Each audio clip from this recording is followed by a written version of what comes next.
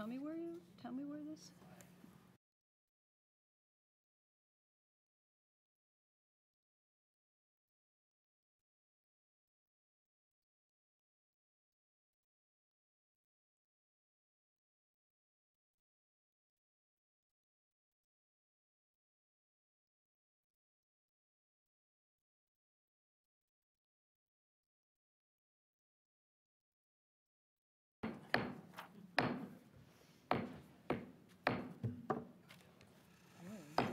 It looks lonely down there. All right, good evening. Yeah, well, you can move over a seat. Welcome to the regular meeting of the Orange County Board of Commissioners, March 8th, 2018, here at the Whitted Meeting Facility. First up, are there any additions or changes to the agenda? Mr. Chair, I sent this resolution out on the gun violence in schools after our last meeting, but pretty early, and it didn't make it onto the agenda, so I just would like to possibly talk about that at the beginning of the meeting. Yeah, So, well, why don't we add that to item 4, proclamations, resolutions, and special presentations. Thank you, sir. I move that we add that. We'll add that Earl as has an objection to that, item 4B. Earl has an objection to. adding a resolution that we haven't previously said we wanted to put on the agenda All right, well, we'll for him, if we can. Well, do you want to add it to the agenda, and he can, when he gets here, he can, let's tentatively add it to the agenda as 4B. I second putting it on. Okay. All right, any other changes? Mr. Chair, Yes. I would respectfully request that 8E be pulled from the agenda for this evening, and we will bring it back in April. There's some more staff work that needs to be done on that item. All right, that's item 8E from the consent agenda, the resolution on a conservation easement. Yes, All right. that's it. Thank you. We'll pull that off and bring that back when it's ready. Yes. All right, any other changes to the agenda? All right, then. Yeah, there's a big stack of paper at your place, which you can review at your leisure. There's a PowerPoint. There's an updated attachment for 6A1. There are a couple of, there's the resolution that was just talked about. And there is some stuff from our artists who will be presenting shortly, our artist for the art moment. All right, well, let's move on to that arts moment right now, and then we will, as folks may know, we've started beginning our meetings with an arts moment to recognize local artists working here in Orange County, and we were doing that at the beginning of each meeting. And so our Arts Department Director, Katie Lucas-Murray, is here, and we'll make an introduction. Hi. So we have Jeffrey Beam tonight. Jeffrey's award-winning works include Broken Flower, Gospel Earth, Visions of Dame Kine, Elizabethan Bestiary Retold with artist Ippy Patterson, New Beautiful Tendons, Collected Queer Poems 1969 through 2012, and The Fountain. Beam's spoken word CD, What We Have Lost, was a 2003 Audio Publishers Award finalist. He was editor of Jonathan Williams' Lord of Orchards, published by Prospecta Press in 2017. Composer collaborations include Lee Hoiby, whose Carnegie Hall premiere, Life of the Bee, can be heard on Albany Records' New Growth, and Stephen Serpa, whose collaborative works have premiered at Boston's World AIDS Day in 2008, and with the Austin Symphony and Austin Opera in 2016. Jeffrey's also collaborated with composer Holt McCarley on The Hyena, which premiered in St. Louis in 2015. Jeffrey's Porch Song was featured in Family Secrets by Daniel Thomas Davis in 2015, restaged by the North Carolina Opera in 2016. Forthcoming works include a children's book, The Druids, with English artist Phil Cooper, Spectral Pegasus Dark Movements, a poetry painting collaboration with Welsh painter Clive Hicks Jenkins, will be published in January 2019 by Connecticut's Ken Press. Jeffrey retired in 2011 from many decades as a UNC Chapel Hill botanical librarian and is poetry editor emeritus of the print and online literary journal Oyster Boy Review. He lives in Hillsborough with his husband of 38 years, Stanley Finch.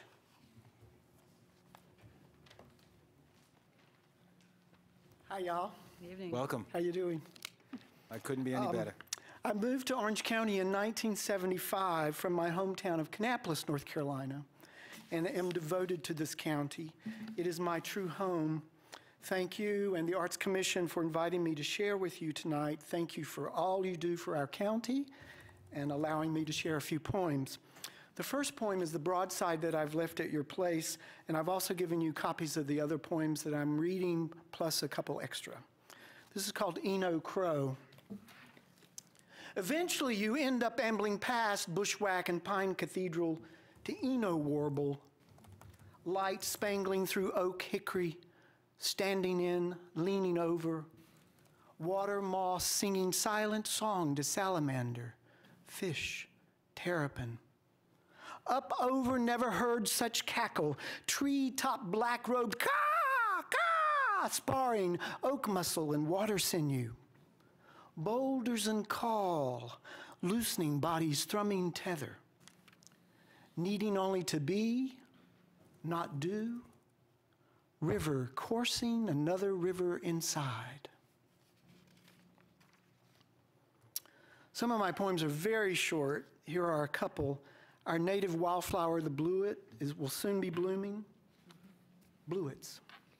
As if the very leprechauns and fairies had spilt blue tea, the little flowers. Adam's Gospel. Torso, trunk, tree. Thrush's Parable. Tree. My poems, rooted in the natural world, attempt to reveal the spirit in nature. The third thing in this poem is inspired by a D.H. Lawrence poem in which he states that hydrogen and oxygen brought together would create nothing without it. Findings. I took the apple from where it fell and went down under the grass, under the pasture's last wave of goldenrod light, where the mole's inner sanctum lies, and the apple seed is a bead of sweat under the cool earth. I found there the sun, and the third thing. This is the title poem from my book, The Broken Flower, which features on the cover a photograph by Elizabeth Matheson. That a broken flower could speak, or a bird's feather found forlornly on the path tell symbols, amazes us.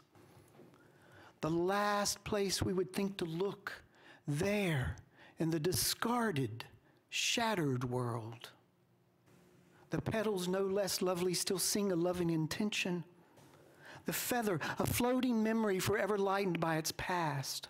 The hand that carries them the way humans can when that which is broken or displaced is made repaired, renewed, rediscovered.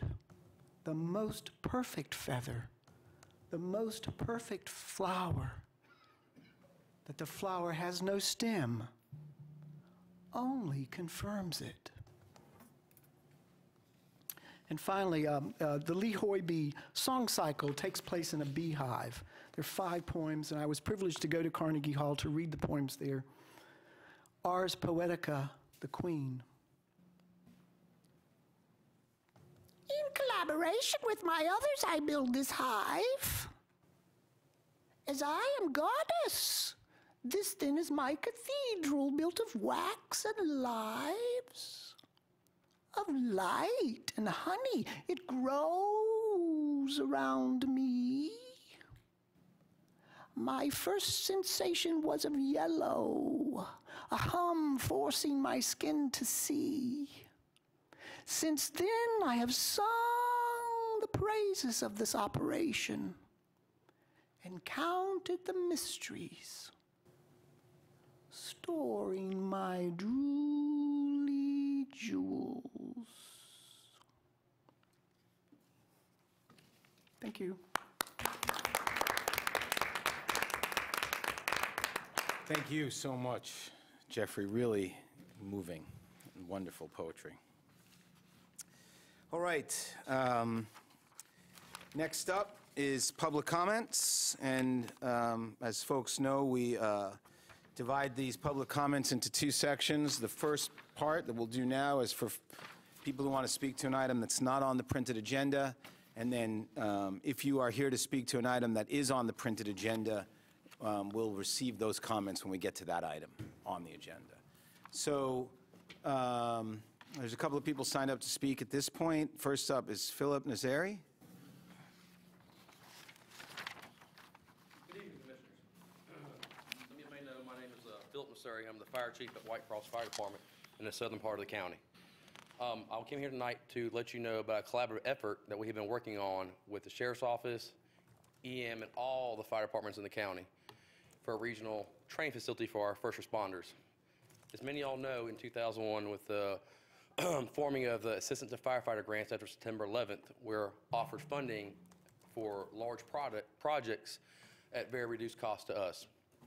This year, all the folks named are working on a project to start the need for having a regional training facility for our responders. We've asked the federal government for $330,000 for the initial facility of a structure to provide EMS, fire, law enforcement, USAR, and technical rescue training for our responders. Fortunately, all of us committed unanimously to this project, and we have submitted it. We come to y'all asking for some written support, as many other local political officials have already done so, such as Mr. Tillis, Congressman Price, Greg Myers, and so forth. We are lucky enough to actually have secured the matching funds, which is 10% based on our county's population, through the help of the Sheriff's Office, EM, and the commitment of the fire departments. We do have preliminary land picked out that may not be the best located, but it is an option for us, and we may be reaching out in the future for some assistance for that.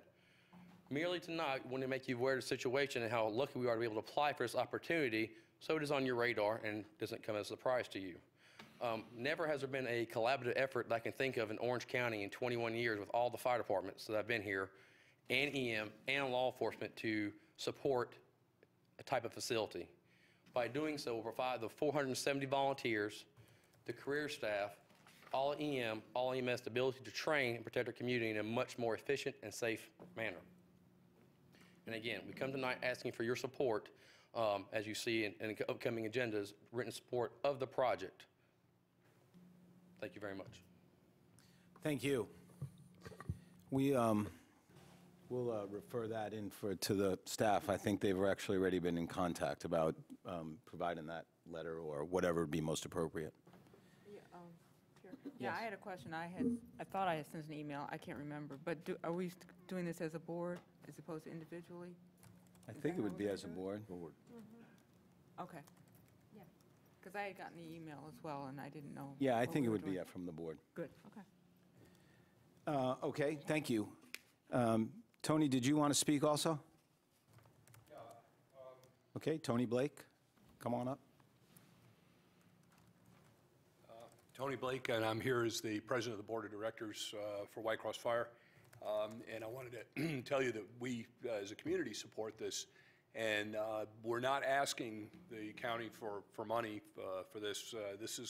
This would be funded either through all the departments together or through their tax monies, and the money that might come from the sheriff's department reallocated.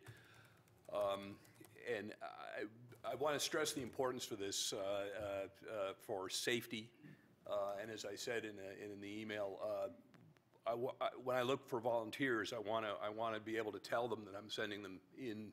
You know, I'm doing as much as I can for their safety, and this would really greatly help that. I also think there are synergies with Durham Tech and the Chapel Hill High School program.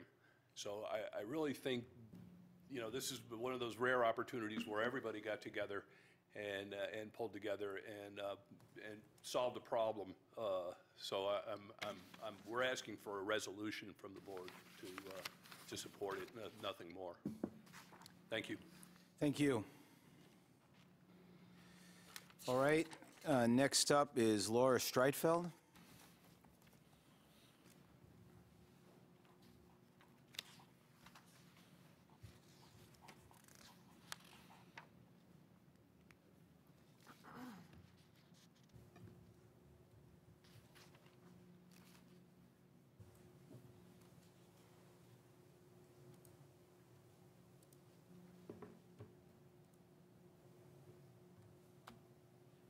Thank you. Excuse me a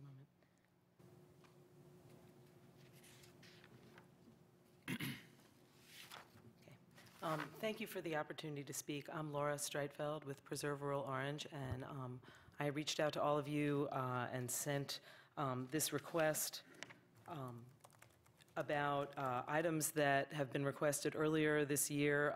It's been 10 months since we first made a request to you all, and I want to be clear that as a community organization, we're really concerned not about one or two or the 3 event centers only that are operating in Orange County without county oversight and without safeguards for public safety in buildings of assembly that are being permitted as barns.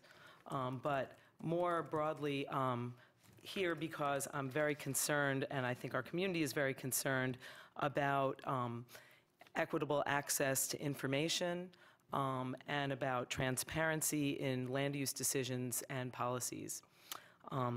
We ask you to make acting on these items in this list a priority. We recognize that there are things that are out of your control, and I know many citizens have come and told compelling stories over the last 10 months to you all about living near these 3 event centers, the impacts of noise ordinances that aren't being enforced, and concerns about the impacts on farms, rural properties, rural communities. But we're asking you to look at the things that you can do. In these items, we had 5 items last May, 4 items last September. The status of these items remains the same. And we've added, elaborated on our request regarding the Board of Adjustment hearings and the information that comes out of them, and the easy access for citizens, all citizens, to know that they can access information about what happens at a hearing, findings of fact, orders, and that county ordinances are being enforced across the board in an even-handed manner. We ask you to prioritize the items on this list on the right-hand column, March 8th meeting tonight. We ask you to appoint an independent counsel to the Board of Adjustment to prevent dual roles by legal staff, and appoint independent staff to coordinate all Board of Adjustment communications. We ask you to clarify public records policies and procedures, post the full record of public documents pertaining to each event center proactively, separately, and in a searchable format, and to clarify the rural special events in the UDO.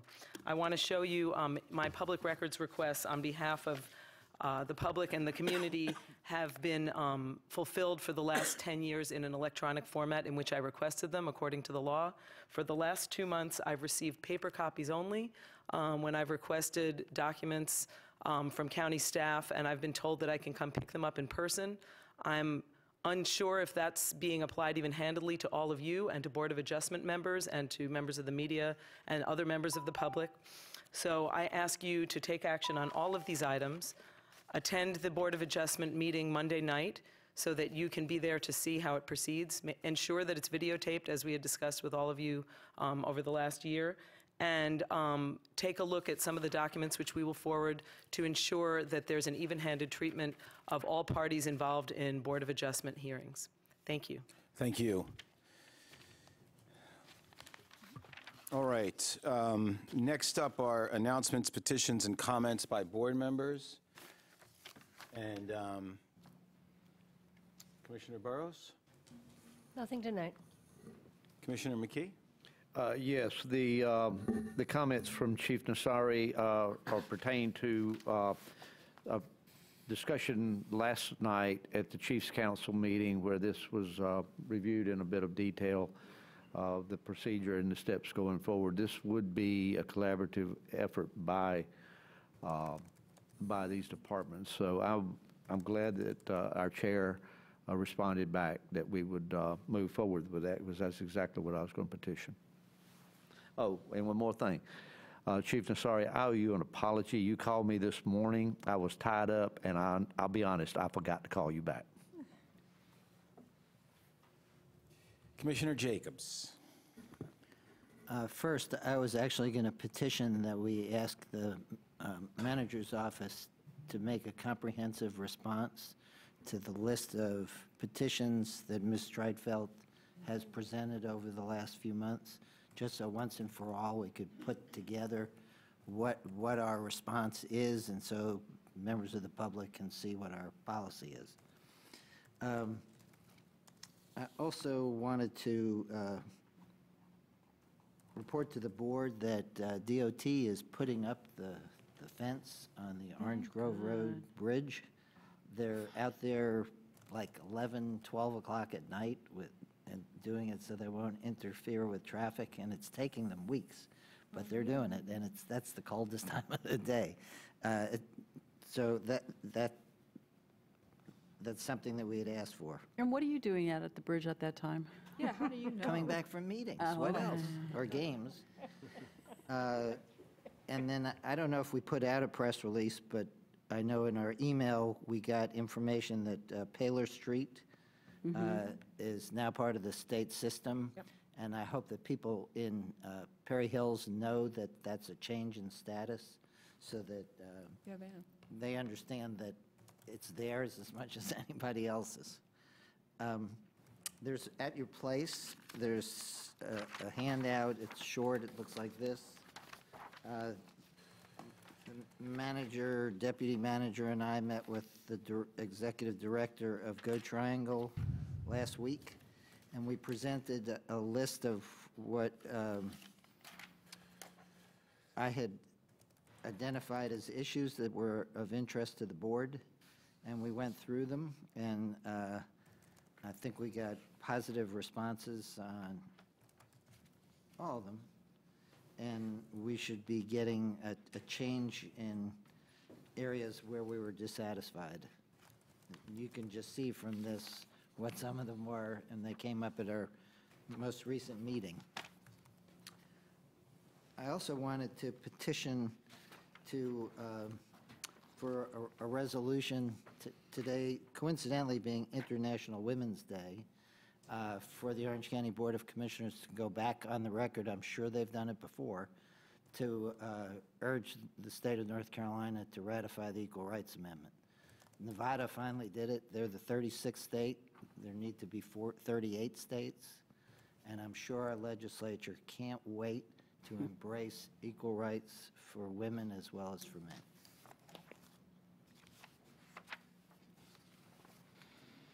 Commissioner Markopoulos, I think we'll start at the ends and work in today, do something a little different.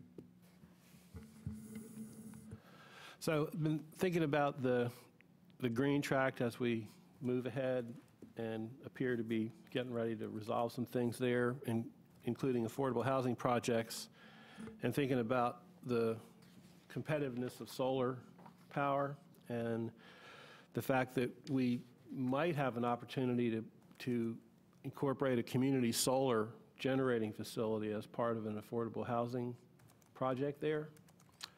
And would like the staff, if they would, to get some information on the legalities and details of what hoops we might have to jump through to consider that. Thanks. Commissioner Price? Say that was it?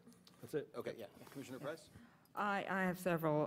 One, we got an email about Marcy's Law, and I was going to prepare something for you, but I didn't have time. But anyway, just to petition the board that we do look at that resolution on a joint effort. It's a joint effort across the state on victims' rights, and I will write that up using the template that they gave and bring it back for our next meeting. I did attend the NACO, National Association of Counties Legislative Conference, and attended a number of meetings. And on one, I met with Neil Ratcliffe, who's the Assistant Secretary of HUD for Community planning and development, and he's been working in that field for, over 25 years, so he gets it. And so I think, well, Cheryl would be happy to hear this. The CDBG and home funds, at least, there is bipartisan support for those. So even though it seems to be the president wants to take it out of the budget, but Congress will continue to put it back in, and monies are still coming into that department because of emergencies and disaster relief. So that one's pretty, the amount is going down, but it's still there. Also heard from, there was at the board meeting, DJ Gribben, who is the Special Assistant to the President on Infrastructure, and he addressed the board on transportation and basically said that the federal government has on the average given 14% for transportation or infrastructure projects around the nation, and we might as well expect, well, anybody, not just us, but anybody can expect to get, like between 14 or 20% at the most on federal projects. And, he speaks directly to the chief of staff and to the president, and that's what he's saying. 14% is the average. And basically, if you want to request funds for transportation, also come to them with your plan on how you're going to raise the rest of the money. We also had, at our Arts and Culture Commission meeting, we had some good presentations on placemaking, how the arts and culture help with placemaking, economic development, help for veterans, and health. And I was at a meeting at USDA with much continued discussion, as usual, about internet, broadband, and digital infrastructure. And so they're continuing to work on that. I think Commissioner Rich will probably report on the technology committee, but even though they weren't able to get any resolutions or policy resolutions through, I know that at USDA and through the Ag and Rural Development steering committees are continuing to work on broadband and the digital infrastructure. That's it. Thank you. Commissioner Rich. Thank you. You don't want to go first? No? I want to go last. Last. Okay, cool. So a few things. I know that we normally put resolutions in and then we wait for the next meeting before we vote on them, but sometimes they're timely and they need to be voted on before the next meeting, especially when we met on a Tuesday, then we're going to meet on a Thursday. We're not going to meet till next Thursday, where we actually have students walking out before our next meeting, and it would be nice to support them. So I would like to maybe take a look at our policy on resolutions, and if it's a timely manner, to be able to put it onto the agenda that evening. So that's just number one. I also have a petition from Kim Parachi, who, her and a bunch, maybe 5 or 6 other emails about the petition to the county commissioners to declare a month for plastic straw-free. She is proposing that we do something that Durham did, and she would like to see us possibly do that in September, giving plenty of time to the restaurants boards to put signs up. So I'd like to bring that for her in front of us for her.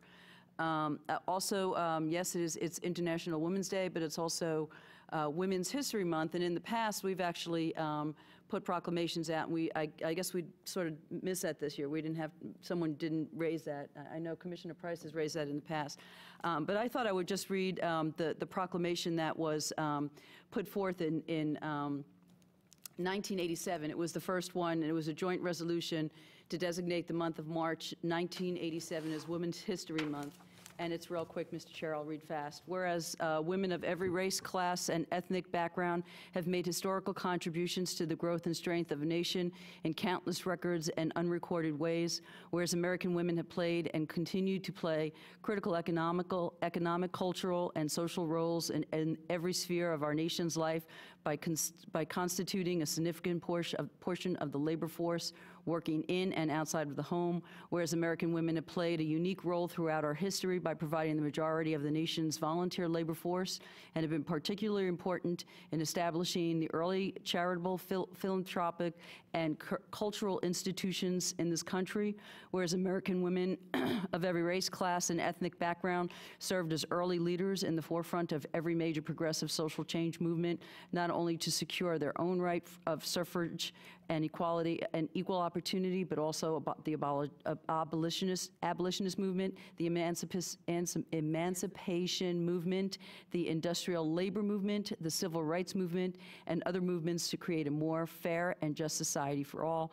Whereas despite these contributions, the role of American women in history has been consistently overlooked and undervalued in the body of American history. Now therefore be it resolved by the Senate and House of Representatives of the United States of America in Congress assembled that the month of March 1987 is designated as Women History Month, and the President is requested to issue a proclamation calling upon the people of the United States to observe such month with appropriate ceremonies and activities. And ever since that year, every president has passed a proclamation in March as Women's History Month.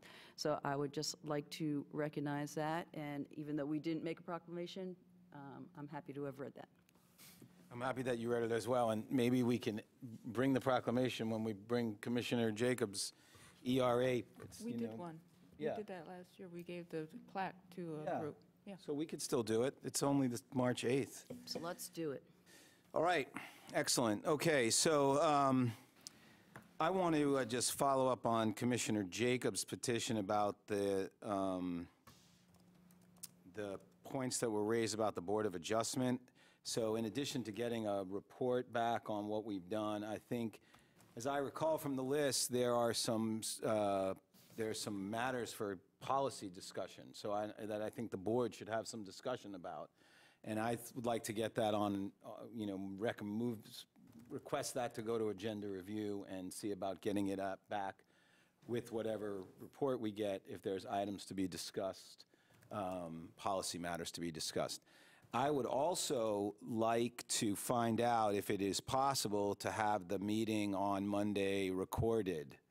And I will just, I want the board to weigh in on this. Obviously, not one of us can't just make a decision unilaterally. But it seems to me that there's two issues going on right now, one of which is related to the substance of these facilities and their uses, which I think is out of our control at this point. But there seems to be a second issue related to transparency and access to information, and certainly that is within our control. And I think if there's any way we can do that for I don't know where the Board of Adjustment meets on Monday. They meet in here?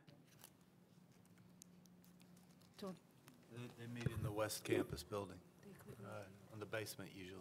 So if there was a way to either put that meeting someplace where it could be recorded or streamed or audio recorded or video recorded, or we could have a video recorded there, I would ask the board what their opinion of that is, and I could make that as a motion if that's preferred.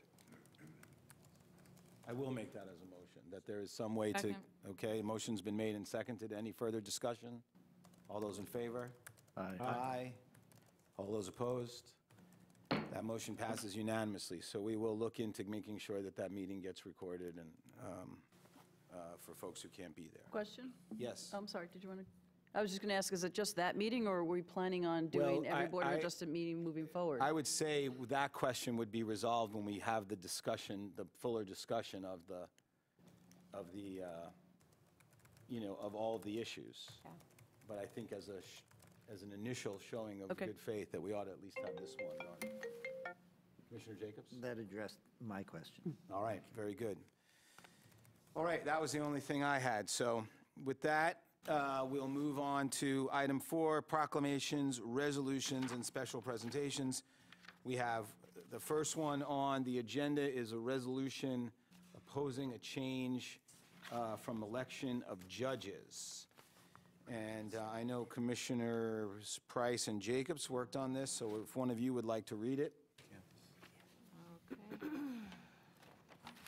Whereas the North Carolina Constitution established 3 branches of government, executive, legislative, and judicial, and whereas the Constitution also established the roles and responsibilities of each said branch of government and how individuals seeking to serve in each branch is to be elected, and whereas this delineation of separate branches is essential to the maintenance of a balance of powers that ensures the unfettered and effective function of our democratic form of government, And whereas the North Carolina General Assembly currently is debating the merits of amending the Constitution so as to allow the appointment of judges rather than the historical and constitutional method of electing judges by a vote of the people.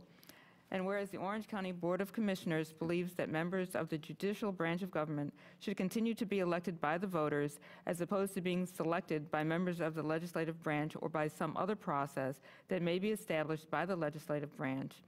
And whereas the Orange County Board of Commissioners supports maintaining the current judicial district system and opposes division into sub-districts, and whereas forcing judges to run for election on a frequent basis, such as every 2 years, has the potential of politicizing their decision-making, thus undermining the independence that is at the heart of a free and fair judiciary.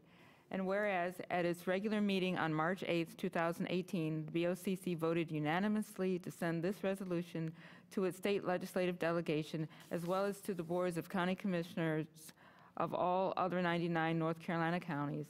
Now, therefore, be it resolved that the Orange County Board of County Commissioners herewith opposes any amendment to the North Carolina Constitution that would abridge or impinge upon the right of the people of North Carolina to elect their judges. And be it further resolved that the Orange County Board of County Commissioners affirms its position in favor of an independent judiciary as now provided in the North Carolina State Constitution. This the 8th day of March, 2018. I'll move approval. Second. That's my part. All right, motion has been made and seconded in support of the resolution. Any discussion? All those in favor? Aye. Those opposed? That passes 7-0. Thank you both for bringing that forward.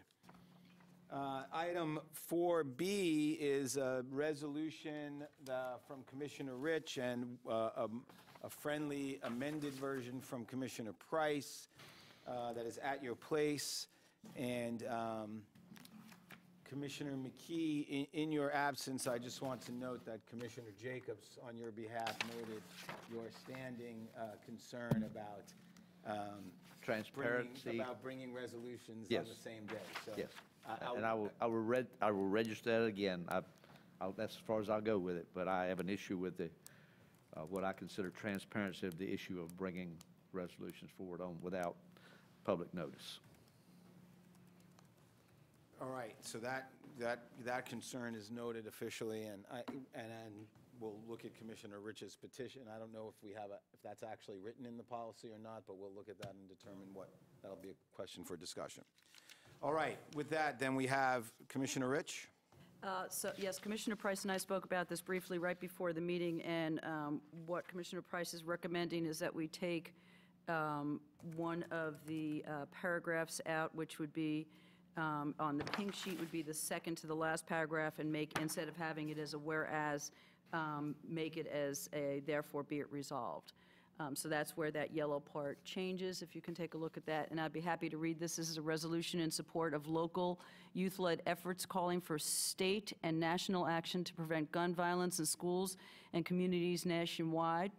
I worked on this with Councilwoman Karen Stegman, and the Chapel Hill Town Council passed this last week.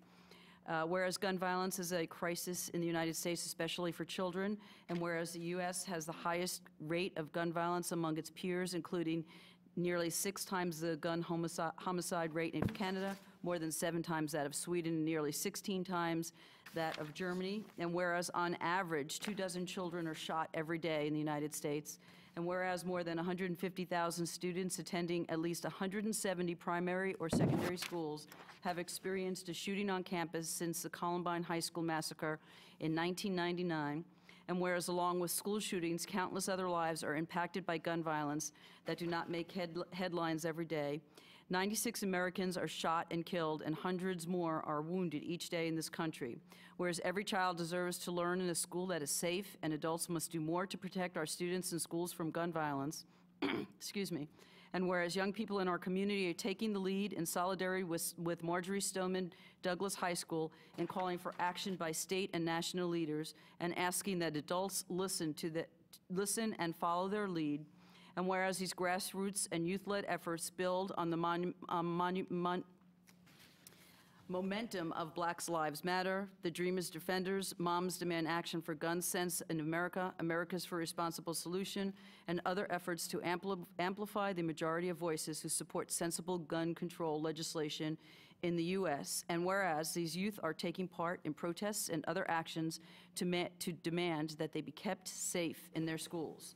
Whereas we reject arming teachers or other acts that would put more guns and fear in our schools. And here is the change. Therefore, be it resolved that the Orange County Board of Commissioners supports our youth in their assertion that sensible gun control legislation efforts, including universal background checks, waiting periods, and an assault weapon ban, will prevent gun violence.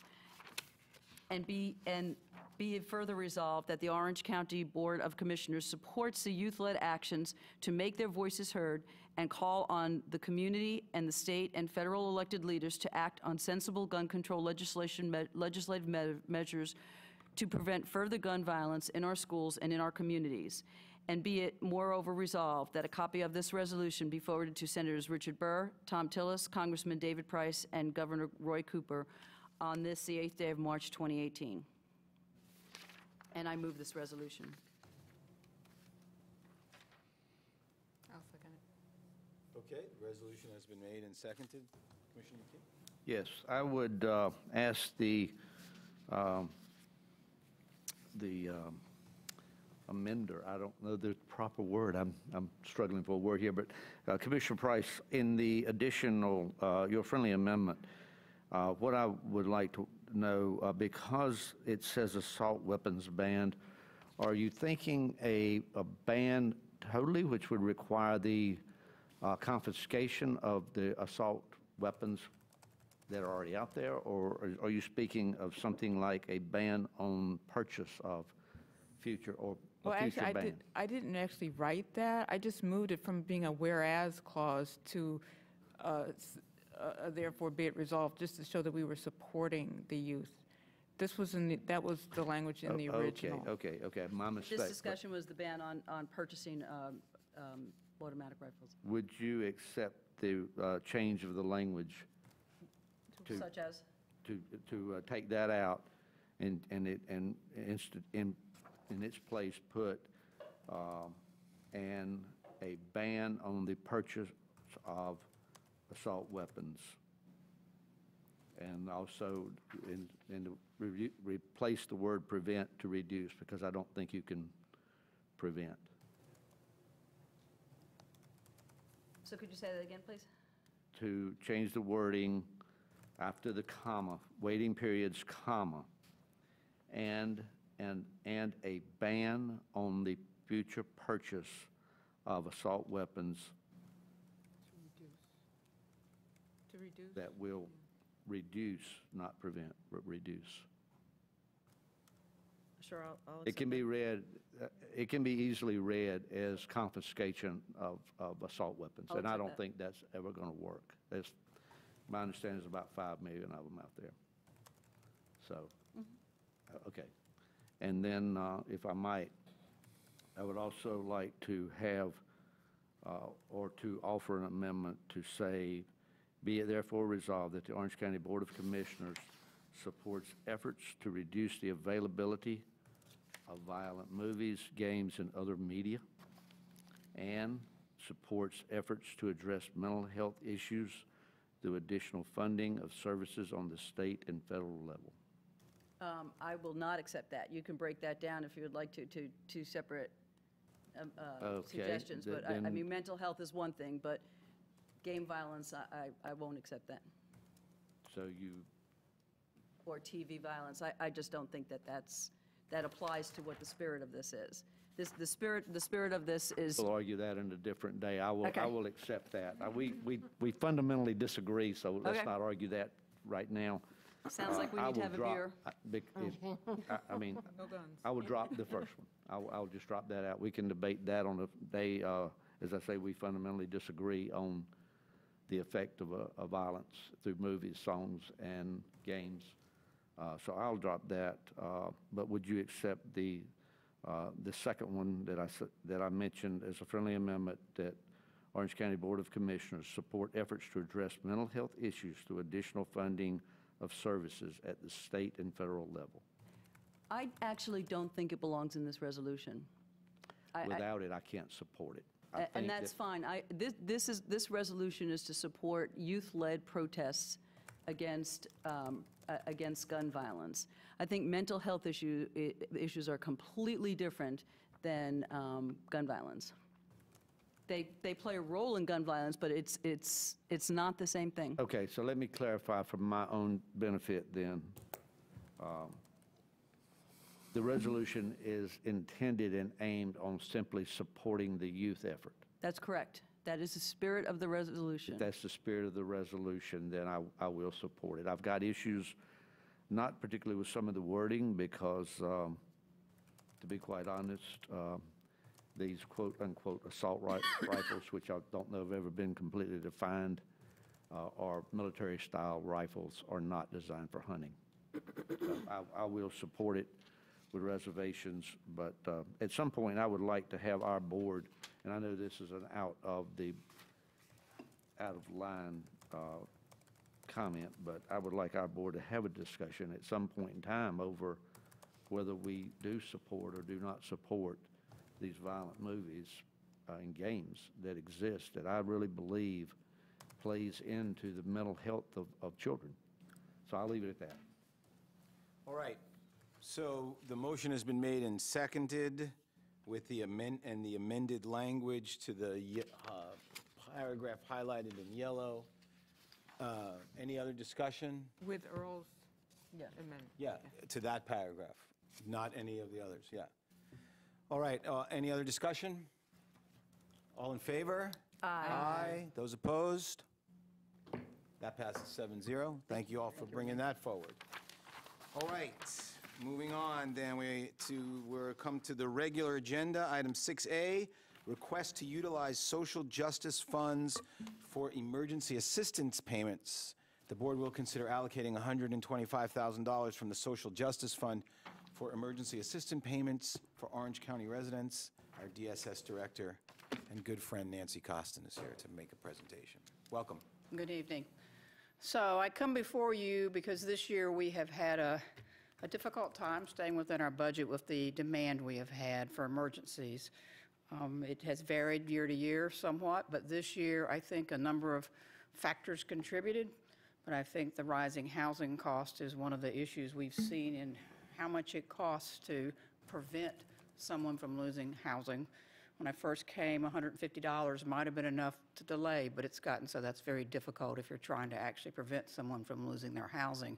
In previous years, more of our money was spent on utilities, to be honest, than on rent. But now the emergencies seem to be focused more on the housing crisis. We also had a few, I would say, kind of exceptional cases where we were really trying to help with some disabled adults and with some children who were at risk that cost more than what it would have normally. So that said, we are at the current rate of spending, unless we change and stop paying some of those rents, we would need an additional $125,000 to get through June 30th. And so we're requesting to use some of the social justice funds for that. All right, thank you. Ms. Costin, are there questions about the presentation or the item? Yeah, Commissioner? That's what it's for. Exactly. That's what I was going to say. Sorry. No, that's okay. And Yeah.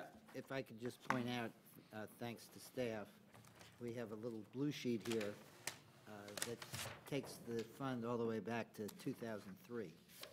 And so this is a longstanding commitment by Orange County to apply its own monies to help in times of need for people, oftentimes through social services. And I will say, whenever I have federal funds available, as you, I'm sure are aware, I use those first. But sometimes there's just no program to cover some of the things that we're being asked to do.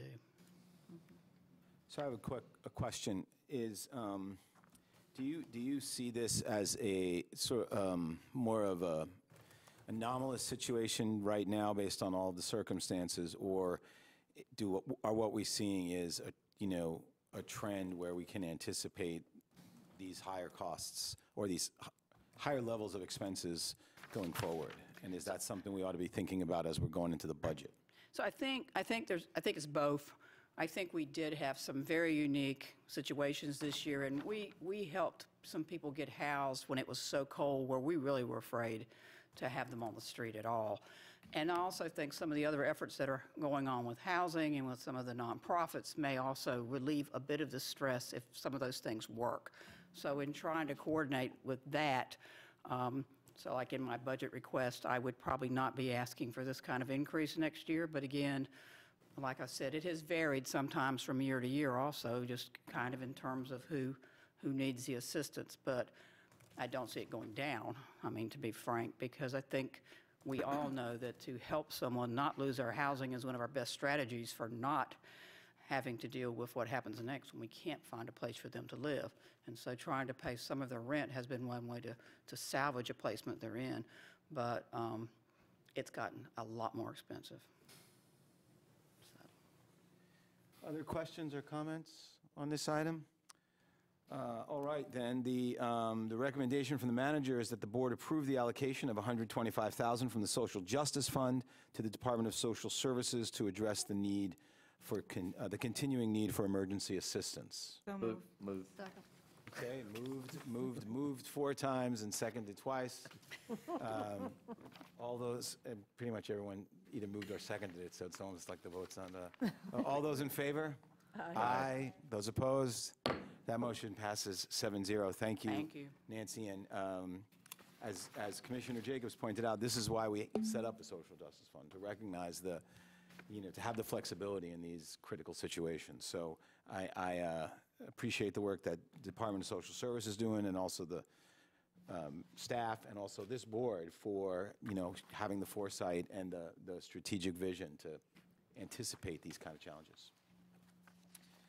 All right, next item is 6B, framework for the first annual Orange County Local Festival. The board will consider voting to establish a financial and programming framework for Orange County's first annual local festival. Travis Mirren and Evan Hatch are here to make a presentation. Welcome. Thank you, Chair Dorson. Travis Mirren, Deputy County Manager. So tonight what we'll do is I'll go through sort of the financial model that we're proposing for the first annual local fest, and then Evan Hatch, who the county has retained as an event planner for the event, will go through some of the more probably interesting parts of the programming that we're proposing. So as the board will recall, in the 17-18 budget, we included $15,000 to start planning for a local festival. That was included in the Article 46 sales tax budget.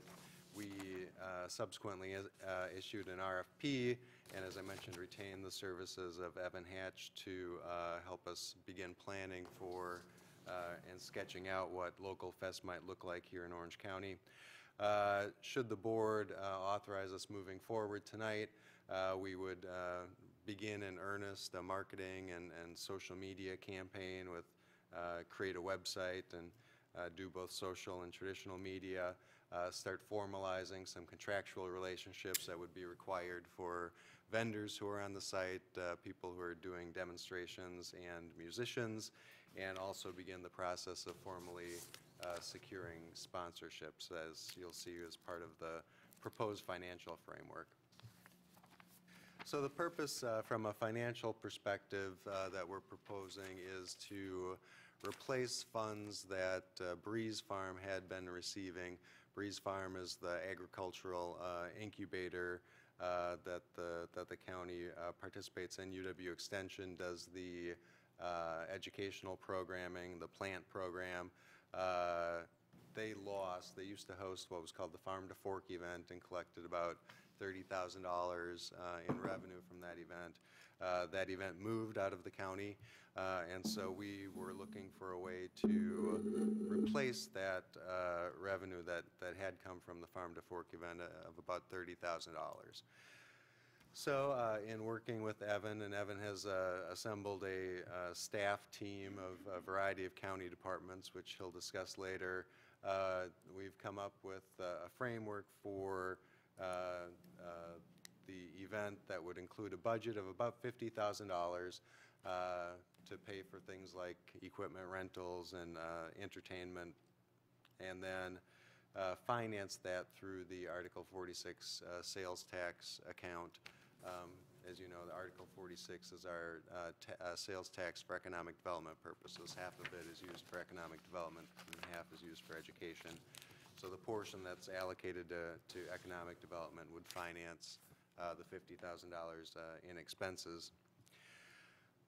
In terms of the revenue budget, at this point, we believe that there should be no general admission fees as to get as many people to participate as possible. And then once you come into the event, there would be opportunities to pay for food and beverages.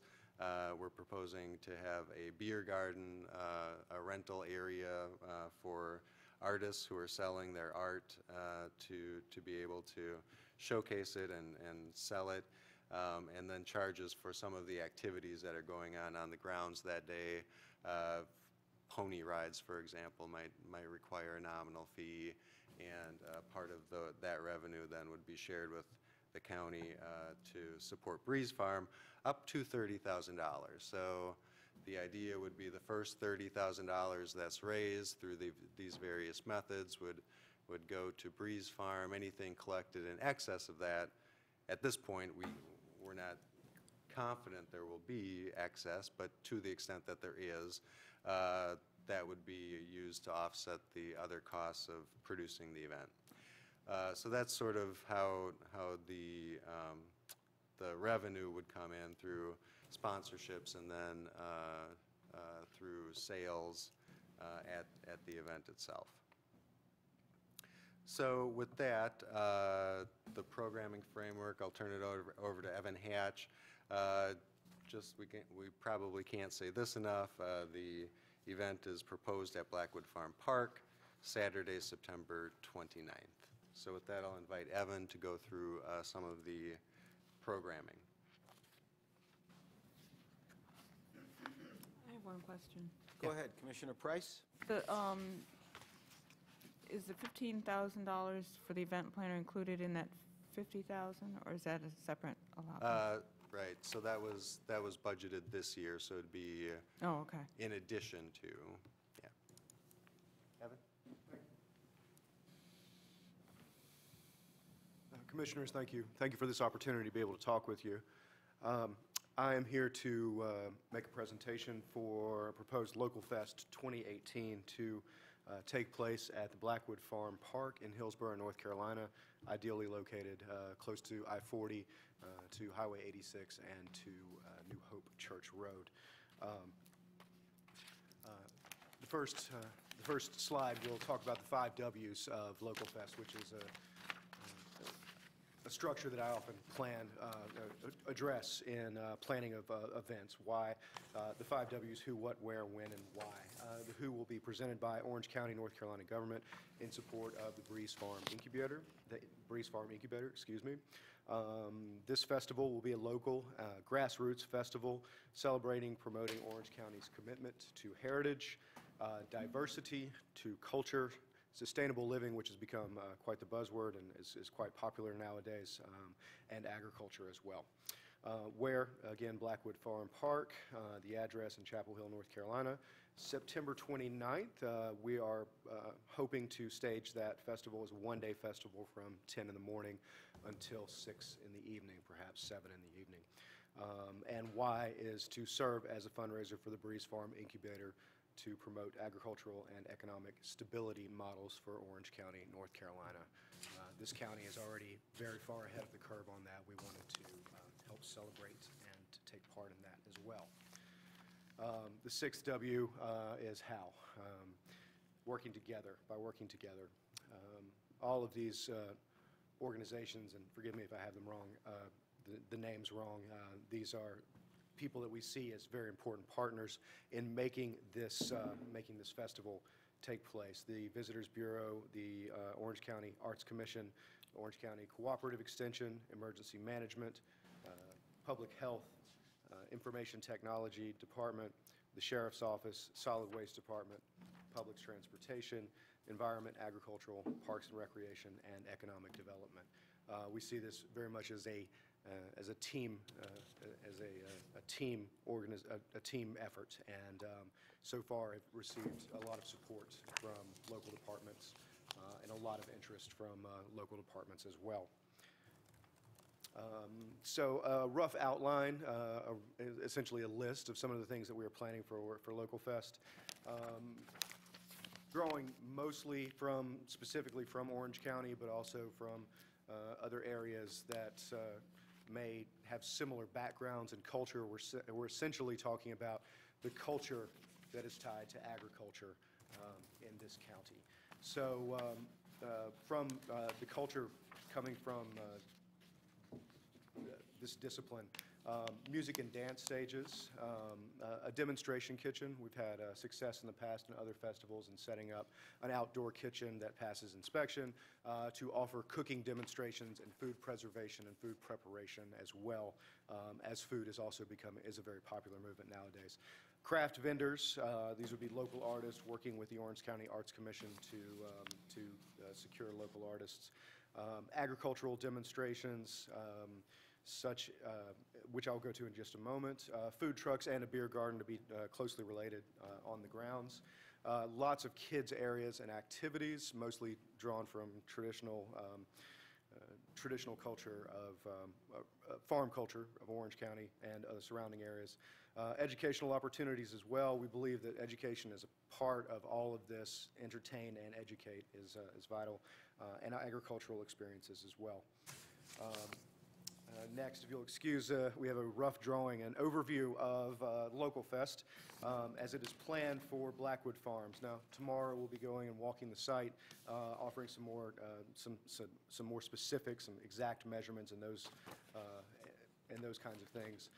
So far, this rough map indicates where good placement for a music stage, demonstrations and activities.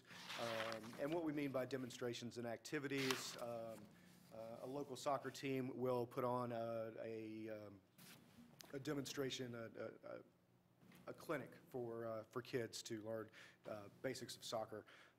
And we're thinking of herding dog demonstrations, perhaps hound racing, larger scale events that require more space, and that's what we mean by demonstration and activities field.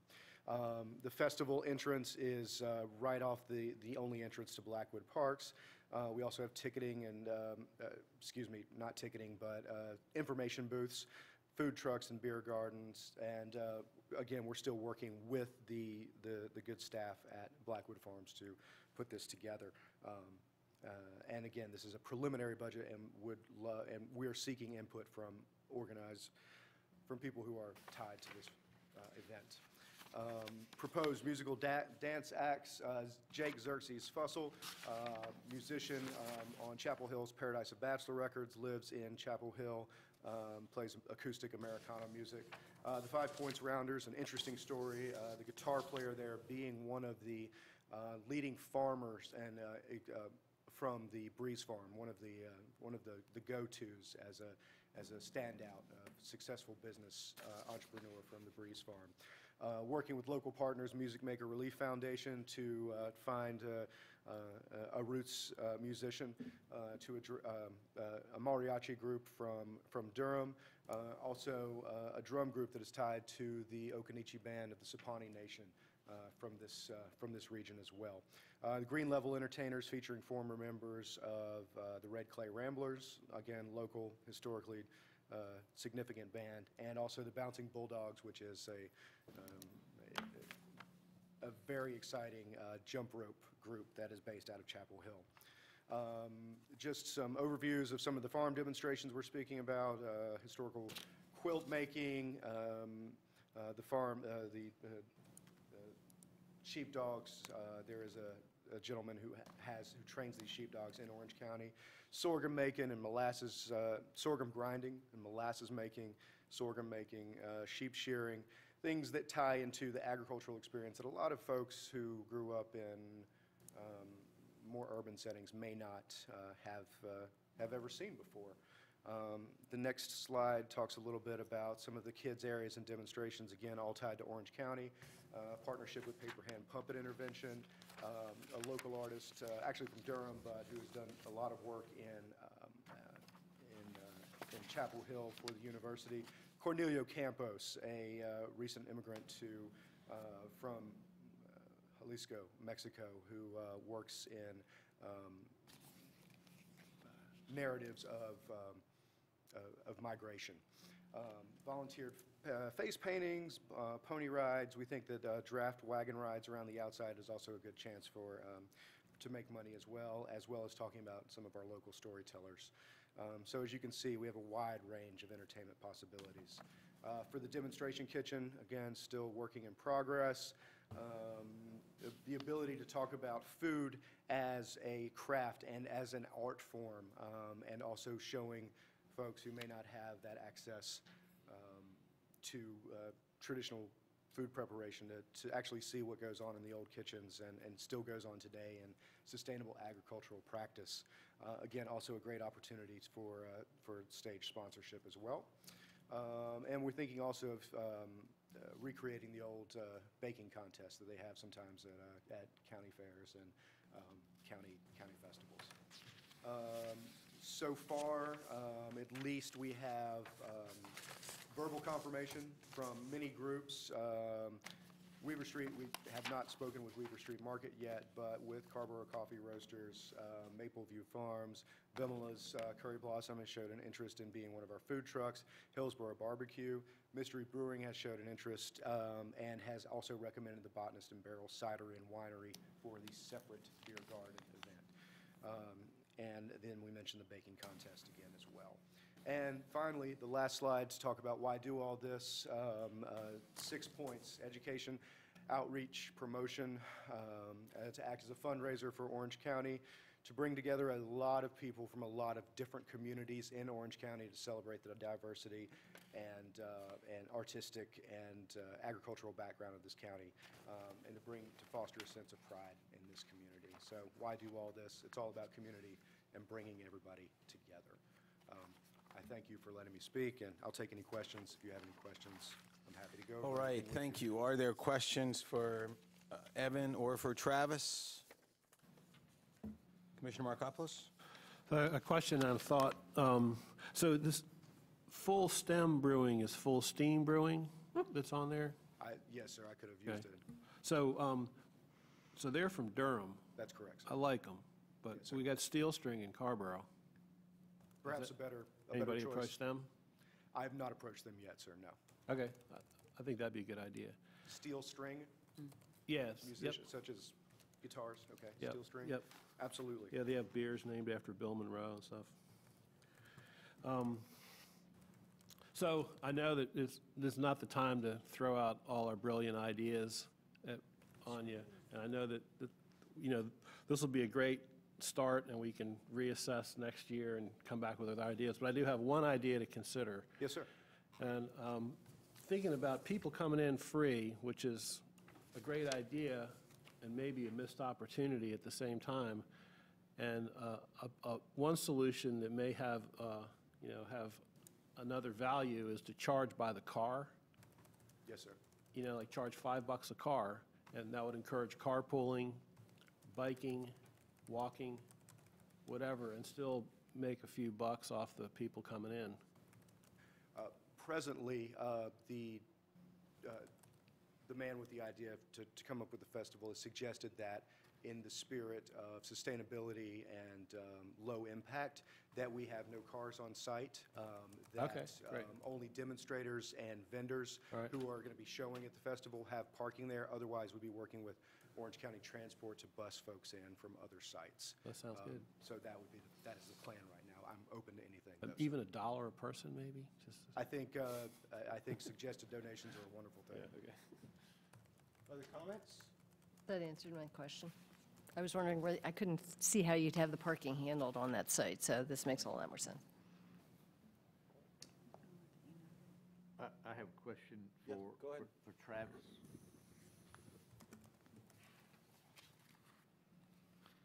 Is the infrastructure on Blackwood Farm able to sustain this, or we're going to have to do infrastructure improvements? So we'll have to bring in generators for power, and then we'll have for, portlets for, sanitary purposes. So we aren't talking about extending any sort of other utilities there, no. And is that covered in the 50? Yes, all of those rentals are in the $50,000. Okay. Commissioner Price? I'm just going to say this now.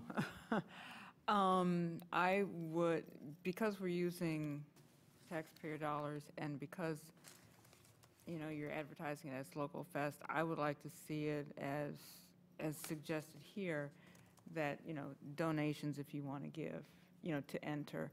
I don't know if this is supposed to be any way related to the county fair idea that Commissioner Dorson had a couple of years ago. We worked on that. We didn't get it through, but I know we were trying to make it accessible to everybody regardless of what their income is.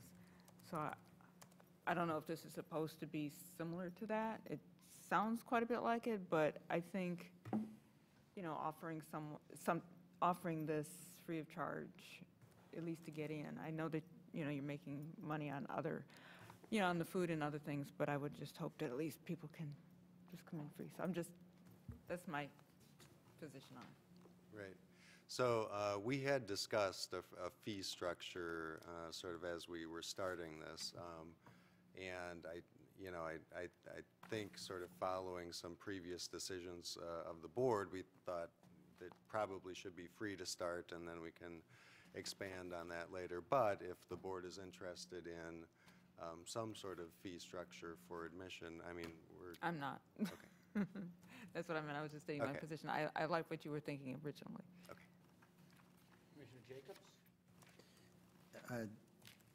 Just an observation, when we did the 250th anniversary celebration of the county at the same park, people parked at the middle school and the elementary school, and we had a shuttle system that went back and forth all day. So I don't know, it's hard to predict how many people are going to come, but that worked very well. As far as the event, I know at one point it was important to Chair Dorson, and as a friend, I support him, and I don't have any particular affinity for this project, but I'm willing to support it. I think it's odd to tell people that we're going to spend $50,000 to raise $30,000 instead of just giving $30,000 to the Breeze Farm. So I would think about how to word that, because it's just odd. It doesn't convince me that that's how a good exchange, but I understand there's a bigger purpose. So if there's a way to explain that there's a bit more forcefully at the beginning, that there's a bigger purpose, and one outcome might be to support local agriculture by contributing to the Breeze Farm up to $30,000, that would somehow be a more attractive formulation. And then I'll state a selfish concern. As someone who runs a small nonprofit in the Hillsborough area, and there are a number of others, to have to compete with the county for sponsorship is going to be a very unpleasant experience. And it's going to drain what few businesses we do have in this community in their ability to support multiple nonprofit operations. So I just point that out. There are a number that depend on one event per year to either make or break their budgets. And if we're competing with Orange County, it's not going to be good for those nonprofits. Commissioner McKee? Did you? Well, I'll wait. Oh, okay. Yes, we have other festivals, for lack of a better word. Hog Day, I think Carrboro has a festival. What is the time and sequence of those in relation to this?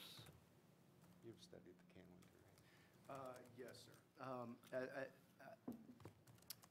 I know that this festival, September 29th, is the Saturday before the Carborough Music. It is the same weekend as the Carborough Music Festival, sir. The Carborough Music Festival, most events happening on the Sunday of this weekend. This Saturday, the 29th, is just a one-day event. As far as Hog Day, if I was allowed to look it up, I could find out for you. I believe it's in August, if I'm not mistaken. One other question. Yes, sir. So as I understand it, we've already allocated 15,000. We're going to allocate another 50. And should the receipts come in at, let's say, 10, we'll allocate another 20 to go to make the 30 for the Breeze Farm. No? Am I wrong? No. So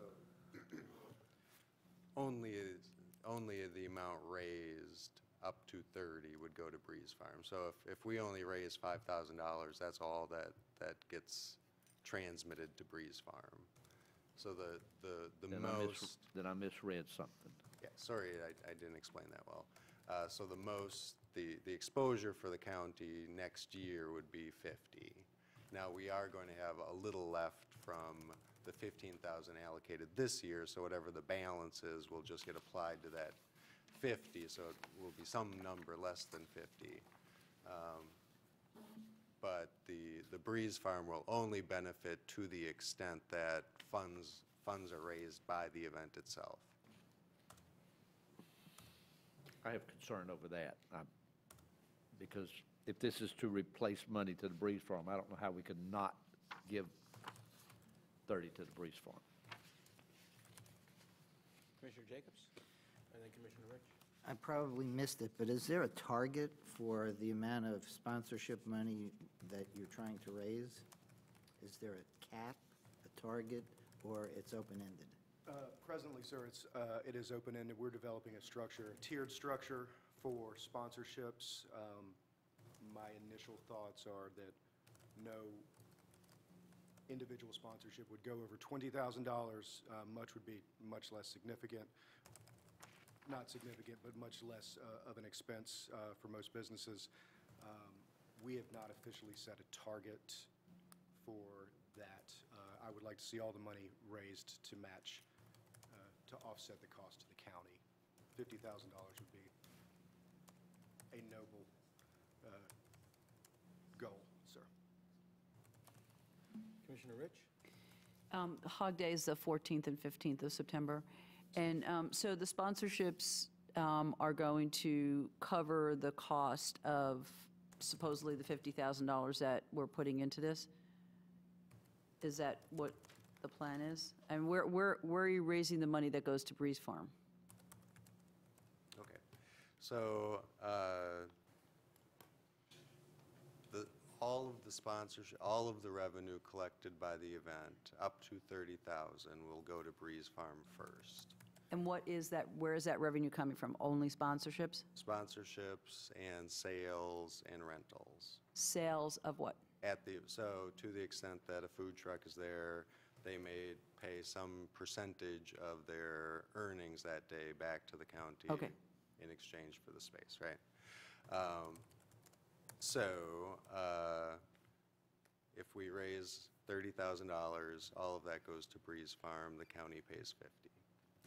If we raise $40,000, Breeze Farm gets $30,000, the county gets $10,000. And so our costs are offset by 10, so we pay 40. Does that make better? Does that answer your question a little better too? That clarifies it for me, yes. Okay, all right. Sorry Okay. I didn't explain that well. Right, no, that's better.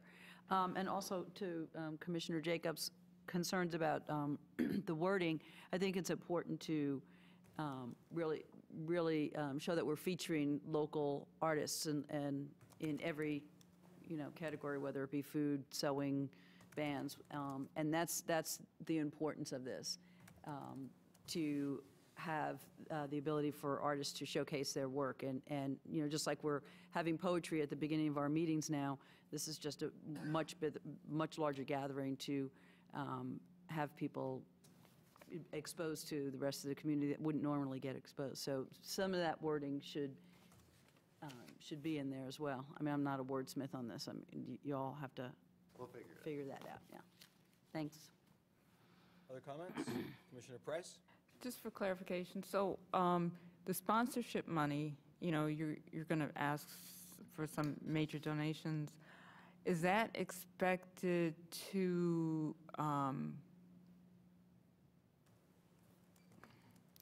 cover the county's costs? Are you hoping to cover all of, the 50,000 through sponsorship and the sales? Well, yeah. maybe even just the sponsorship, I don't know. And then at the sales would be the extra 30,000? Right now, we're not thinking about it as dividing up by revenue source, but rather by amount. So that once the Breeze Farm bucket gets filled up, then the repayment of the expenses would start. Okay. Yeah. And then. From any revenue. And then, source. of course, and then you said that this is actually coming out of the Article 46 sales tax of 50,000. Right, and that. Plus the other 15. Right, so that'll be part of the manager's budget proposal for next year. So that'll come back in the form of a budget. But at this point, because the event is in September, we need to get started on securing the sponsors and securing vendors and actually getting contracts set. Yeah, and that's what I meant by the sponsors. Since you're going after them now, is that your goal to cover the 50,000 through the sponsors so that you actually make a revenue from the sales? And Go ahead. That is the goal. As this being a first-year project, and there's a lot of unknowns, and we have started, we're rather late in the process for, we're a half a year, or we're 6 months away. I am dedicated to raising as much money as I can with it. Suggestions being taken for all kinds of for all kinds of local businesses. I think 50 is a lot of money to raise, and honestly, I don't want to disappoint come once the festival is over. Okay. I think that is something to shoot for over the next few years, and to continually raise money. But we're creating a model this first year that we're having to test out to see if it works for us. okay, and one further question. Go ahead. That road, going the entrance road, I know at one time there was a lot of controversy over the number of, vehicles passing over that. So will that have to be improved I know it can't be paved at this point because that's like over $1 million, but is money out of a different pot going to be used to fix that road prior to? So I can respond to that. The road will be improved after this event. So that's already been allocated within the capital investment plan. However, the timing of it, it's for a left turn lane and widening the entrance. But this event is modeled after the 250th event. And so we are going to use, as Commissioner Jacobs says, we're going to use that same model where people are going to park and we're going to shuttle people in, much like the Eno River Festival does. And so the only things going in and out will be shuttles for bringing people through the OPT. And then one other thing I wanted to add, and Evan kind of said it as well, and that is we don't at this time know what the finances are really going to look like, but we know worst case scenario is it will be $50,000 from the Article 46.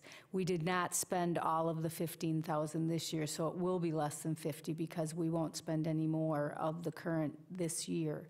But we really need to kind of get into it to find out what it's really going to be if we're going to bring in, we may not bring in many sponsorships at all, or we may bring in a couple.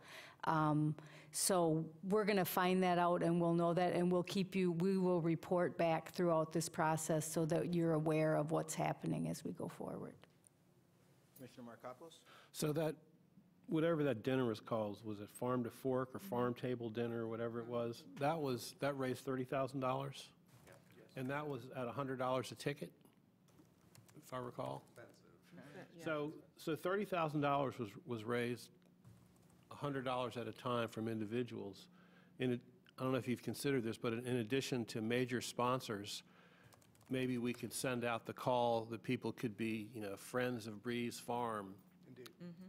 $100, $250, $500, special friends of Breeze Farm, and maybe give them a beer too.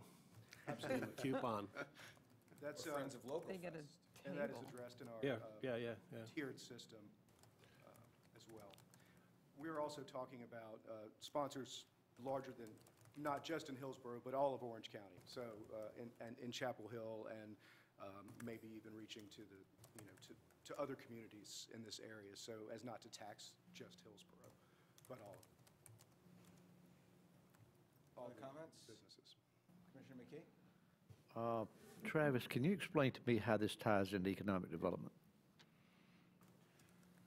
Well, we hope it'll be a tourist draw, and that over the course of this, and especially if it's bumping up against the Carborough Music Festival, that someone who maybe thought they would come just for the music festival will come a day early, spend the morning, spend the day at Breeze Farm, and have an extra hotel room night. Did you have a follow-up? I've got a comment, and I'll wait till after all the questions. No, you can go ahead.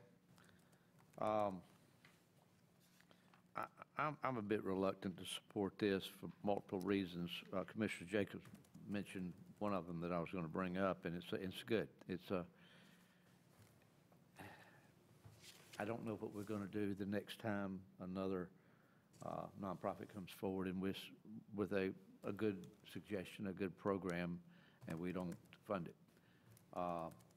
But it's not my main concern. My main concern is, as this board knows, we've got folks that are being forced out of a mobile home park that have nowhere to go.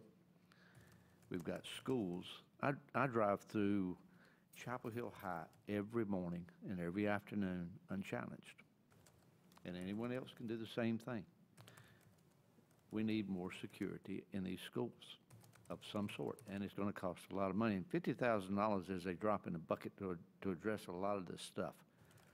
But I would have a very hard time trying to explain to someone who is in extreme financial distress and hunting for a way out, just like the folks that we just addressed on this blue sheet, to explain to them why I voted to support what essentially is a party when they are in extremely dire situations. So, I mean, it's sort of an ethical issue for me, so I don't know that I'm going to be able to support this. It may be, I'm not questioning that it's a good idea or a bad idea or anything else. It's just that at this time, with as many people as we have that are in distress situations, I think we need to focus on the folks that need it the worst. Other comments? So I'll just add a few. I think this is very exciting. I'm glad to see that we're doing this. I think Commissioner Jacobs' points about how it's promoted makes a lot of sense. I mean, I think the fact that money's going to go to Breeze Farm is sort of a great outcome, but it's not, the festival isn't being planned as a fundraiser for Breeze Farm, right? It's a celebration of all these local things, and that's how we ought to be promoting it, and it's going to have this good outcome. But I had that same thought, so I appreciate you pointing that out.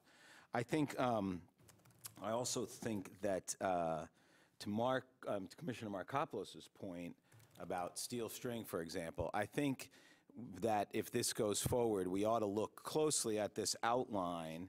I think there's some great ideas on here, but, you know, we did have a couple of years ago, a process where we talked about a county fair, and we actually talked to a lot of people, a lot of local people, and both in the rural part of the county and in the urban part of the county, or the suburban part of the county.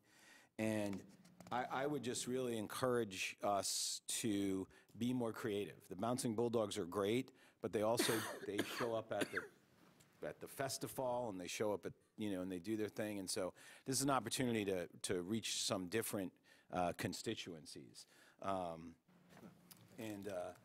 So I think that's important. And I think, you know, but I think the idea of the music, all the local food stuff, the agriculture is really, it's really exciting. And I think, you know, the idea of this is sort of like an initial run where we can see if it works or it doesn't work. And I think to the extent that there's other things going on, we ought to try to coordinate those, whether it's the music festival. I mean, you can sort of cross-promote all these things, and Hog Day and all that stuff, because it is all part of this celebration of the county. And I just think also, to Commissioner McKee's point, which I appreciate, I don't think you can underestimate the value of taking pride in and celebrating the community. I mean, I think you can say, you could say for every single thing that comes up, well, the schools need all this money. I mean, and we could decide that all we're going to do is fund the schools, and we're not going to do anything else. I mean, but that's not what, you know, that's not what the county does. We have all these other things that we do, and we try our best to balance them.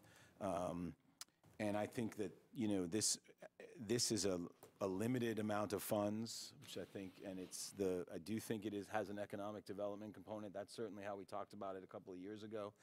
And so that's why I think, like Commissioner Markopoulos said, really focusing on the Orange County folks is so critical.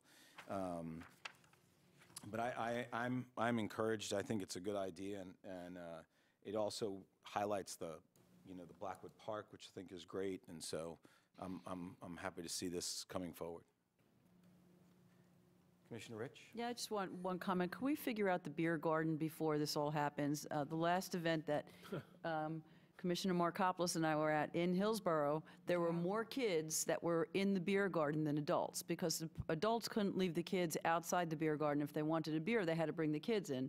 So it was, literally, there were more kids in there than adults. So we got to figure this out in a way that it feels comfortable and it's not far away from, you know, the rest of the action, where you're just dragging these kids into this beer garden because mom and dad want to have a beer because it's a beautiful day, and then you're taking the kids away from everything else. So I would just really like to think that through. I know we've talked about that before in Hillsborough, but if we can really make sure that we have it down before it happens, it would be great. Yeah, go ahead. So, Commissioner Price. yeah, I had concerns about the expenses, but I think that the return, I think, you know, like the return on the investment, and I think that it's a way of supporting our farmers and our businesses, the local businesses, and the arts, and the culinary arts, and I know Commissioner Rich knows more about this than I do. It's really becoming the thing across the country, and it's a way of promoting the arts. So I'm in favor for that reason. And one other thing I'd like to mention, because it seems like there's going to be so much food involved in this, and to kind of go to somewhat to what Commissioner McKee was talking about, if there was a way that if there was extra produce or food around, that it not get thrown away, that we make sure that it gets to one of the food banks or food pantries or people that need it. Commissioner Markopoulos? So one real quick note on the economics of it. Years ago, a bunch of us were sitting around, you know, just brainstorming about a fair, and then you had the idea when you campaigned, and I got involved in that process, and I did a good bit of research looking at fairs around the country, you know, non-traditional fairs, and discovered that a lot of them make money, right? So this is not a guaranteed money drain. This, the first year, we'll learn a lot. Maybe it costs a little bit, but there's a very high probability that if we do it right and learn from it and evolve it, that it'll be a moneymaker that we can use to help those who need it. Commissioner Rich? Can we add the Food Council to the list of how I'm working together? I think that to Commissioner Price's point, they might be able to help distribute food afterwards if we do have leftover food. So it's the Orange County Food Council. Or OCIM and Meals on Wheels. All right, any other comments? So, is there, Comrade Manager, are you looking for a vote on this, or? Basically, we're asking that the board approve the format we've just presented, and we can go forward with the next steps. All right, so does someone want to make a motion? What are the next steps? We have a question from Commissioner Jacobs. What are the next steps? Travis, you had the next steps listed. Yeah, well, essentially, we would initiate the marketing campaign and then start formalizing our contractual relationships and sponsorships. Those will be county contracts, so Attorney Roberts' office will be involved in getting those drafted. All right, so does someone want to make a motion to approve the framework and authorize the manager's office to proceed with next steps? So moved. Second. Motion's been made and seconded. Any other discussion? All those in favor, say aye. Aye. Those opposed? No. Motion passes 6-1. Thank you. All right, thank you. There's no reports tonight, so we're on to the consent agenda. As noted earlier, at the manager's request, item E has been removed from the consent agenda to need some further work. I'm not sure if you were here at that point, Commissioner McKee, but that... Yeah, I had gotten an email on it. Okay, so the consent agenda is now items A through D, and then F and G. And I'd like to pull F, please. Okay? I was going to do that, too. Okay, so we'll pull item F. So any other items to be removed? No, that was the same one. Okay, so then how about a motion? Consent agenda. All right, the consent agenda, less E and F. Second. Motion's been made and seconded for the consent agenda, less E and F. All those in favor, say aye. Aye. Aye. Those opposed? That passes 7-0. Okay, E has been removed, so we'll go to F. Commissioner Jacobs, and then Commissioner Price. When we were considering which boards and commissions we were going to serve on, I jokingly said I didn't need to pick Go Triangle because nobody else would be interested.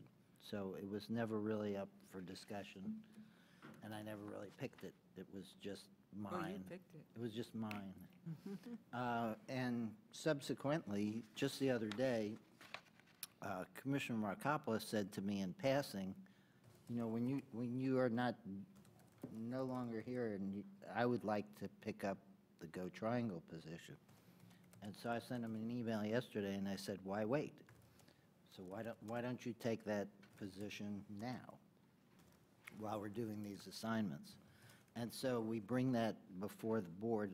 Certainly Commissioner Markopoulos can speak for himself, but just in the interests of everyone understanding what we're doing and being forthcoming about it,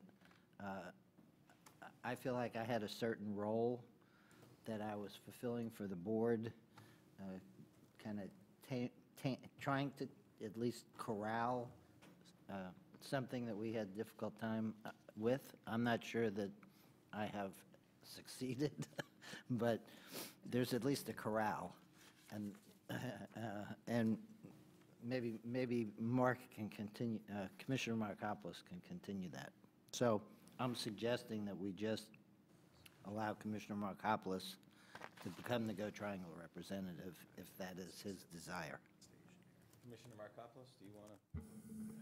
Yeah, I would be glad to do it. I'm interested in it, and I feel like I could represent us well. And if it's okay with folks, I'm happy to do it. I'll just have to guard the gate of the corral now that the corral's been built. So there's a proposal to substitute Commissioner Markopoulos for Commissioner Jacobs on the Go Triangle Board of Trustees. Is there any discussion on that? It's fine. You need a motion? Yeah, probably. Just for that or for the whole? Well, thing? just for that first, and Michigas. then we can approve the whole thing. Okay. Second. All right, motion's been made and seconded. Any discussion? All those in favor? Aye. Aye. Those opposed? All right, so that substitution has been made. Before we vote on the whole thing, though, Commissioner Price also pulled this item. Right, there was a vacancy for the Upper Neuse River Basin Authority, the alternate. It's Oh, here we go. Yes, Yeah, there is one. nobody really wanted that, We have but, Commissioner McKee. yeah, he's the member, and. Oh, no if- alternate, I see, yeah. No alternate, and I'll volunteer to do that. Great. Good. Outstanding. Okay, and I will let both of these organizations know first thing tomorrow morning. Thank All right. you. Great. So we can just, Alternate can we now, just Earl. approve that by unanimous consent? Yes. That, Commissioner Price will be as graciously offered to serve as the alternate Upper Neuse River Basin Association. Okay, so any other discussion of this item? Was there anything else on this? All right, so with those two changes, Commissioner Markopoulos on the Go Triangle Board of Trustees, Commissioner Price as the alternate Upper Neuse River Basin Association. Is there a motion to approve item 6F? So moved, seconded. All those in favor, say aye. Aye. Those opposed? That passes 7-0. Very good. 842. Next up, County Manager's Report. Thank you, Mr. Chair. Just one thing briefly. On Monday, March 12th, this coming Monday, there is a light rail presentation in the Chapel Hill Council Chambers. It will be an overview of the DOLRT project, and then specifically, they'll be talking about all station areas in Chapel Hill. So I just wanted to remind all of you of that presentation. That concludes my report. Thank you. Thank you. County Attorney's Report. Nothing tonight, thank you. All right, we will just note that we are going to have a closed session at the end of this. It's on the agenda to meet with our county attorney on a couple of matters. All right, next up is item 11, appointments. And the first one on the list is the Arts Commission appointment. May I ask a question just covering appointments? Yes. So it's not specific to any one person. Did we adopt a policy that county employees could not serve on our advisory boards? Did I make that up in my head? No, that was for just that one, the Board of Health. They had that in their bylaws, but it was not our policy. Yep. Okay. I think the county attorney wants to weigh in. That is, Commissioner Price is correct about that. The Board of Health does have that, and I haven't. I think this board asked to see that and to see some changes made. I haven't seen that happen, but we do have a general policy that says employees cannot be on an advisory board that has direct contact with their Department of Employment. So somebody from the planning department cannot be on the planning board. And our office, if we see an employee on a particular, as an applicant on a particular board, we usually contact John. Please speak into your Yes, microphone.